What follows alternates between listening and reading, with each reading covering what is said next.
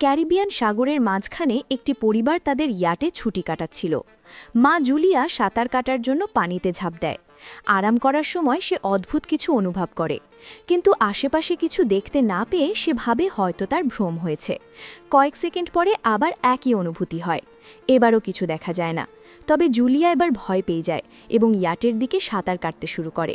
ঠিক তখনই কেউ হঠাৎ তার পা টেনে ধরে এবং সে সাহায্যের জন্য চিৎকার করতে থাকে। তার মেয়ে ক্যাসি হেডফোন লাগিয়ে গান শুনছিল দেখে কিছুই শুনতে পায় না। স্বামী টম এবং ছেলে বেন মাছ ধরায় ব্যস্ত ছিল। জুলিয়া পানির উপর ভেসে থাকার আপ্রাণ চেষ্টা করে, কিন্তু মুখে পানি ঢুকে যাওয়ায় চিৎকার করা কঠিন হয়ে পড়ে। কিছুক্ষণ পর টমের খেয়াল হয় যে অনেকক্ষণ ধরে সে জুলিয়াকে দেখেনি। সে ইয়াটের চারপাশ খোঁজে এবং হঠাৎ স্ত্রীকে বিপদে দেখতে পায়। সে বাচ্চাদের ডাকে। ইয়াটটি সেদিকে নিয়ে যায় এবং পানিতে ঝাঁপ দেয়। দ্রুত জুলিয়ার কাছে পৌঁছে তাকে উদ্ধার করে ইয়াটের দিকে নিয়ে আসে। বাচ্চারা দুজন তাকে টেনে ওপরে তোলে। পরিবার জুলিয়াকে সামলায়। তবে জুলিয়া নিজেকে বোঝায় যে হয়তো ঢেউয়ের কারণে এমনটা হয়েছে। রাতে সবাই মিলে বেনের জন্মদিন উদযাপন করে। ক্যাসির বয়ফ্রেন্ডের কল এলে সে ল্যাপটপ নিয়ে বাইরে চলে যায়। ভিডিও কলে তার বয়ফ্রেন্ড দেখায় যে শহরের উপর বড় বড় কালো মেঘ জমেছে। কলটি হঠাৎ গ্লিচ হয়ে ফ্রিজ হয়ে যায়। ক্যাসি এই কথা পরিবারকে জানাতে আসে, কিন্তু টম বলে হয়তো ডাঙা থেকে দূরে থাকায় সিগন্যাল দুর্বল। তখনই সবাই একটি শব্দ শুনতে পায়। তারা বাইরে গিয়ে দেখে একদল তিমি মাছ পার হচ্ছে। টম বুঝিয়ে বলে যে তিমি সবসময় পৃথিবীর ম্যাগনেটিক ফিল্ড অনুসরণ করে, কিন্তু ঝড়ের সময় তারা বিভ্রান্ত হয়ে পড়ে। হঠাৎ ইয়াটটি জোরে কেঁপে ওঠে এবং বেন পড়ে যায়। টমের দুশ্চিন্তা হয় পাছে ইয়াটের কোনো ক্ষতি হলো কিনা, তাই সে ডাইভ দিয়ে নিচে পরীক্ষা করতে যায়। কিছুক্ষণ পর সে উপরে ফিরে আসে, কিন্তু তার কাঁধে বড় একটি ক্ষত ছিল। জুলিয়া দ্রুত কষতকথটি সেলাই করে দেয়। টম জানায় যে পানির নিচে তার মনে হয়েছিল পেছনে বড় কোনো প্রাণী ছিল, কিন্তু যখন সে ঘুরে দেখতে যায় তখন প্রপেলারে তার কাঁধ কেটে যায়। সে বলে যাই ছিল তা অনেক বড় ছিল। ইয়াটে অনেক ক্ষতি হওয়ায় তাদের সাহায্য ডাকতে হয়। জুলিয়া বারবার রেডিওতে চেষ্টা করে। ক্যাসি ফোনে সিগন্যাল খোঁজে, কিন্তু কিছুই কাজ করে না। তখনই ক্যাসি একটি অদ্ভুত প্রাণী দেখে চিৎকার করে ওঠে, কিন্তু দেখা যায় ওটা ছিল বেন, যে মাস্ক পরে মজা করছিল। কিছুক্ষণ পর ইয়াটটি পুরোপুরি বন্ধ হয়ে যায় এবং সমুদ্রের মাঝখানে আটকে পড়ে। জুলিয়ার রেডিওতে একটি আওয়াজ শুনতে পায়, কিন্তু শব্দ এত খারাপ ছিল যে সে কিছুই বুঝতে পারে না। টম পরিবারকে জানায় যে তাদের কাছে মাত্র 4 দিনের খাবার ও পানি আছে এবং এখন কোনো মাছ ধরার নৌকার অপেক্ষা করতে হবে। হঠাৎ রাডারে কিছু ধরা পড়ে এবং পরিবার একটি অদ্ভুত শব্দ শুনতে পায়। সবাই দৌড়ে বাইরে আসে এবং অবাক হয়ে দেখে অসংখ্য উল্কাপিণ্ড পৃথিবীতে পড়ছে। যেখানেই উল্কাপিণ্ডগুলো পড়ছে সেখানে বড় বিস্ফোরণ হচ্ছে। একটি উল্কাপিণ্ড তাদের কাছে পানিতে পড়লে টম দ্রুত ইয়াট চালানোর চেষ্টা করে। ইঞ্জিন খুব কষ্টে চালু হয়, কিন্তু তখনই আরেকটি উল্কাপিণ্ড ওই এলাকায় আঘাত হানে। পরিবার ভয়ে একে অপরকে জড়িয়ে ধরে। তখন টম বুঝতে পারে যে ওগুলো উল্কাপিণ্ড নয়, বরং স্যাটেলাইট। সেই মুহূর্তে বেন দেখে ইয়াট থেকে ধোঁয়া বের হচ্ছে। টম কম পরীক্ষা করে নিশ্চিত হয় যে ইঞ্জিন নষ্ট হয়ে গেছে। বাতাস বাড়তে থাকলে সবাই ইয়ার্টের ভেতরে লুকিয়ে পড়ে। তারা খেয়ালই করেনি যে কম্পাস খুব দ্রুত ঘুরছে। ইয়ার্টটি প্রচণ্ডভাবে দুলতে থাকে। বেন আবার পড়ে গিয়ে আঘাত পায়। ঢেউগুলো ইয়ার্টে জোরে আছড়ে পড়ছিল।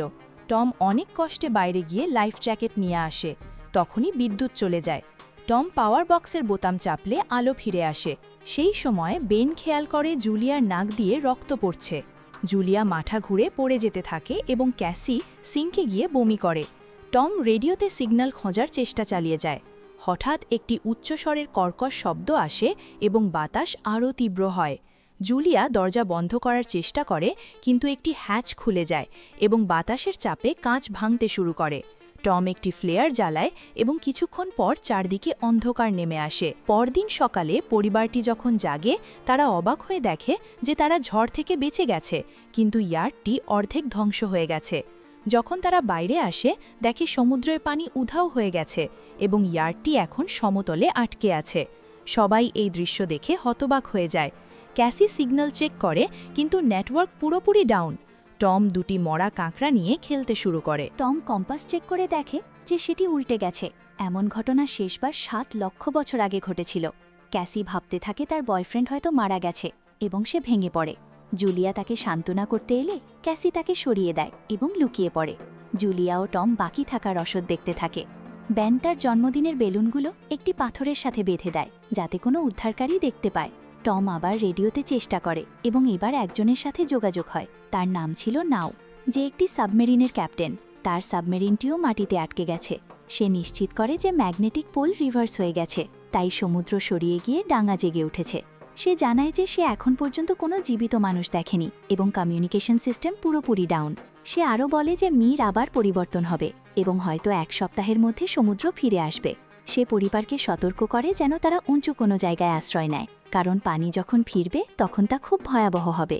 সে জানায় তার সঙ্গী দুর্ঘটনায় মারা গেছে এবং সাবমেরিনে মাত্র 3 জনের জায়গা আছে। জুলিয়া এবং টম তাকে অনুরোধ করে তাদের বাচ্চাদের বাঁচানোর জন্য। নাও তার লোকেশন দিয়ে দেয়। টম হিসাব করে দেখে সাবমেরিনে পৌঁছাতে 2-3 দিন সময় লাগবে। সে পরিবারকে বলে আজ রাত বিশ্রাম নিতে, কাল সকালে তারা রওনা হবে। পরদিন সকালে পরিবার যখন ব্যাগ গোছাচ্ছিল, টম আশেপাশে কিছু একটা নড়তে দেখে। সেটি ছিল একজন ঘোড়া মানুষ যার হাতে হারপুন ছিল এবং সাথে একটি কুকুর খেউ খেউ করছিল। টম তার কাছে গিয়ে পানির বোতল দেয়, কিন্তু লোকটি এমন এক ভাষায় কথা বলছিল যা টম বুঝতে পারে না। পানি খাওয়ার পর ওই আগন্তুক হঠাৎ টমের মাথায় বোতল দিয়ে মারে এবং মুখে লাথি দেয়। জুলিয়া ভয়ে দৌড়ে আসে, কিন্তু ততক্ষণে দেরি হয়ে গেছে। লোকটি টমের পেটে হারপুন ঢুকিয়ে দেয়। টম কিছুক্ষণ ঝটফট করে মারা যায়। এরপর লোকটি জুলিয়ার পিছু নেয় এবং হারপুন ছুঁড়ে মারে, যা তার কাঁধে লাগে। জুলিয়া ব্যথা সহ্য করে ইয়াটের ভেতরে পালায় এবং বাচ্চাদের বলে লুকিয়ে থাকতে। সে দরজা লক করে দেয়। ক্যাসি এবং বেন সোফার ভেতরে ঢুকে পড়ে। জুলিয়া তাদের হাতে ফ্লেয়ার গান দেয় এবং নিজে একটি ছুরি নিয়ে বাথরুমে লুকিয়ে পড়ে। লোকটি দরজায় জোরে ধাক্কা দিয়ে ভেতরে ঢুকে পড়ে। সে প্রথমে কিছু খাবার তুলে নেয় এবং ইয়াটে এদিক ওদিক খুঁজতে থাকে। সে বাথরুমের দিকে গেলে জুলিয়া বুদ্ধিমত্তার সাথে একটি ছোট গর্ত দিয়ে বাইরে বেরিয়ে আসে। লোকটি ভাবে জুলিয়া পালিয়ে গেছে, কিন্তু যখনই সে বের হতে যায় তার কুকুরটি জুলিয়াকে দেখে ফেলে এবং ঘেউ ঘেউ করতে থাকে। কুকুরটি ঝাঁপিয়ে পড়লে জুলিয়া ছুরি দিয়ে তাকে মেরে ফেলে। কুকুরের চিৎকার শুনে লোকটি বাইরে আসে এবং তার কুকুরের লাশ দেখে রাগে ফেটে পড়ে। এই ফাঁকে জুলিয়া ইটের অন্য পাশ দিয়ে ভেতরে যাওয়ার চেষ্টা করে। সে জানালা দিয়ে ঘোকার সময় লোকটি সেখানে পৌঁছে যায় এবং তাকে ঘুষি মারে। জুলিয়া নিচে পড়ে যায়। লোকটি তাকে লাথি মেরে দূরে ফেলে দেয় এবং তার কবজিতে পা দিয়ে ছুরি কেড়ে নেয়। এরপর তার চুল ধরে মাথা মাটিতে আছড়ে ফেলে এবং সোফায় ফেলে গলা টিপে ধরার চেষ্টা করে। বাচ্চারা এসব দেখছিল। ক্যাসি বাইরে বেরিয়ে ফ্লেয়ার গান থেকে গুলি চালায়, যা সরাসরি লোকটির গায়ে লাগে। তার গায়ে আগুন ধরে যায় এবং ইয়টে আগুন ছড়িয়ে পড়ে। বাচ্চারা দ্রুত পালিয়ে যায়। জুলিয়া ফিরে এসে লোকটিকে লাথি মেরে ফেলে দেয় এবং ম্যাপ ও ব্যাগ নিয়ে পালিয়ে যায়। বেন আর ক্যাসি তাদের বাবার লাশের পাশে বসে কাঁদতে থাকে। জুলিয়াও তাদের সাথে বসে টমকে শেষ বিদায় জানায়। তখনই সেই ভয়ঙ্কর লোকটি আবার ইয়ট থেকে বেরিয়ে আসে এবং পরিবারটি আবার পালাতে শুরু করে।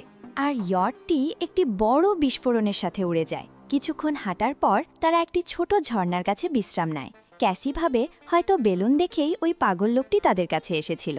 এটা শুনে বেন নিজেকে অপরাধী মনে করতে থাকে। জুলিয়া তাকে বোঝায় যে এতে তার কোনো দোষ নেই। পথে একটি ছোট পুকুরের কাছে বেন একটি মরা হ্যামারহেড শার্ক দেখে অবাক হয়। তখনই জুলিয়া খেয়াল করে লোকটি আবার তাদের কাছাকাছি চলে এসেছে। সবাই দৌড়াতে শুরু করে এবং একটি বালির ঢিবি থেকে নিচে পড়ে যায়, যেখানে বিষাক্ত বর্জ্য ছিল। পরিবারটি সাবধানে সেটি পার হয়। চলতে চলতে তারা সমুদ্রের নিচে থাকা মৃত প্রাণী এবং প্লাস্টিকের স্তূপ দেখতে পায়। বেন ধীরে হাঁটতে থাকলে জুলিয়া বুঝতে পারে সে পানি শূন্যতায় ভুগছে। জুলিয়া পানির বোতল চেক করে দেখে পানি প্রায় শেষ। ক্যাসি বুঝতে পারে সে হয়তো বোতলের মুখ ঠিকমতো আটকায়নি। জুলিয়া রেদে চিৎকার করলে ক্যাসি উত্তর দেয় যে এতে কিছু যায় আসে না, কারণ তারা বাঁচবে না। দুজনের মধ্যে কথা কাটাকাটি হয়। কিছুক্ষণ পর তারা একটি বিধ্বস্ত বিমান খুঁজে পায়। তার ভেতরে পাখির ডাক শুনে ভয় পেলেও পরে তারা ঠিক করে রাতটা ওখানেই কাটাবে। তারা কিছু স্ন্যাক্স শেয়ার। জুলিয়া টমের জ্যাকেটে একটি ফ্যামিলি ফটো পায়, যা দেখে তার মন ভেঙে যায়। ক্যাসি তাদের প্রেমের গল্প জানতে চাইলে জুলিয়া হাসি মুখে বলে টম হাসপাতালে তার পেশেন্ট ছিল। রাতের বেলা ক্যাসি বিমানের বাইরে গেলে সেই ভয়ঙ্কর লোকটি তাকে ধরার চেষ্টা করে, কিন্তু জুলিয়া হঠাৎ পেছন থেকে তার উপর ঝাঁপিয়ে পড়ে এবং বারবার ছুরি চালিয়ে তাকে মেরে ফেলে। তখন ক্যাসি এসে তার মাকে শান্ত করে। পরদিন সকালে তারা দেখে ওই লোকটির লাশে পোকা ধরেছে এবং শরীরে অনেক কামড়ের দাগ। তারা বুঝতে পারে এই এলাকায় কোনো বিপজ্জনক প্রাণী আছে। তারা রওনা দেওয়ার সাথে সাথেই লোকটির মুখ দিয়ে প্রচুর কাঁকড়া বেরিয়ে আসে। কয়েক ঘন্টা পর জুলিয়া ও ক্যাসি ম্যাপ দেখছিল, কিন্তু বেন একা একা এগিয়ে গিয়ে একটি পুকুরের পানি খাওয়ার চেষ্টা করে। জুলিয়া তাকে টেনে সরিয়ে বলে এই পানি তাকে অসুস্থ করে দিতে পারে। রোদ বাড়তে থাকলে তারা মাথার উপর কাপড় দিয়ে ছাতা বানিয়ে নেয়। বেনের মাথা ঘুরতে থাকে। তারা কিছু পুরনো চেয়ার পায় এবং অস্থায়ী তাঁবু বানিয়ে রাত কাটায়। সকালে জুলিয়া একটি অদ্ভুত শব্দ শুনে জাগে এবং দেখে বিশাল একদল কাকড়া তাদের দিকে আসছে। সে বাচ্চাদের নিয়ে দৌড়াতে শুরু করে। দৌড়াতে দৌড়াতে তারা একটি বড় কার্গো শিপ দেখতে পায়। সেখানে 3 জন ক্রু মেম্বার জীবিত ছিল। একজন নারী তাদের সাহায্য করতে চাইলেও বাকি 2 জন মানা করে দেয় এবং কন্টেনারের দরজা বন্ধ করে ফেলে। কাকড়ালোগুলো কাছে চলে এলে জুলিয়া বাচ্চাদের কন্টেনারের ওপরে তুলে দেয়। সে নিজে ওঠার সময় কাকড়ারা তার পায়ে কামড় দেয়। বাচ্চারা তাকে টেনে ওপরে তোলে। কন্টেনারের একটি ছিদ্র দিয়ে কাকড়ারা ভেতরে ঢুকে পড়ে এবং ভেতরে থাকা ক্রু মেম্বার গুলি চালাতে শুরু করে, কিন্তু শেষমেশ কাকড়া লনচ্চাদের মেরে ফেলে। জুলিয়া তার ক্ষতস্থানে পট্টি বাঁধে এবং অজ্ঞান হয়ে যায়। কিছুক্ষণ পর যখন সে জাগে, নিজেকে এক বালুঝড়ের মধ্যে একা পায়। সে চিৎকার করে বাচ্চাদের খুঁজতে থাকে। ক্যাসি এবং বেন ফিরে এসে জানায় তারা সাহায্যের সন্ধানে গিয়েছিল, কিন্তু কিছু পায়নি। ঝড় থামার পর তারা একটি কন্টেনারে অনেক পানির বোতল এবং একটি রেডিও ও বন্দুক পায়। জুলিয়া রেডিওতে নাওয়ের ফেতে যোগাযোগ করে। নাও জানায় তাদের উপর আর্থ্রোপড হামলা করেছে, যারা অক্সিজেনের কারণে পাগল হয়ে গেছে। সে জানায় সমুদ্র প্রত্যাশার চেয়ে দ্রুত ফিরে আসবে, তাই তাদের হাতে মাত্র কয়েক ঘন্টা সময় আছে। সে একটি ফ্লেয়ার ছোড়ে এবং পরিবারটি সেই দিকে রওনা হয়। অবশেষে তারা সাবমেরিনটি দেখতে পায়, কিন্তু সেখানে পৌঁছতে একটি বড় পাথরের রাস্তা পার হতে হয়। তারা যখন যাচ্ছিল তখন একটি ভূমির ধস শুরু হয়। জুলিয়া বাচ্চাদের ধাক্কা দিয়ে সরিয়ে দেয় এবং নিজে আটকা পড়ে যায়। জুলিয়া বাচ্চাদের বলে তাকে ছাড়াই এগিয়ে যেতে। ক্যাসি প্রথমে রাজি না হলেও পরে জুলিয়া কথা দেয় সে পরে তাদের খুঁজে নেবে। বাধ্য হয়ে ক্যাসি বেনকে নিয়ে এগিয়ে যায়। সাবমারিনের কাছে পৌঁছে তারা দেখে নাও বাইরে রক্তমাখা অবস্থায় পড়ে আছে। সে জানায় তার শেষ সময় চলে এসেছে এবং বাচ্চারা এখন সাবমারিনটি নিতে পারে। ক্যাসি আবার তার মাকে খুঁজতে দৌড়ায়। ওদিকে জুলিয়াকে কাঁকড়ারা ঘিরে খেলে এবং সে গুলি চালাতে থাকে। ঠিক সেই সময় ক্যাসি পাহাড়ের ওপর থেকে হাত বাড়িয়ে দিলে জুলিয়া জখম পা নিয়ে উপরে উঠে আসে।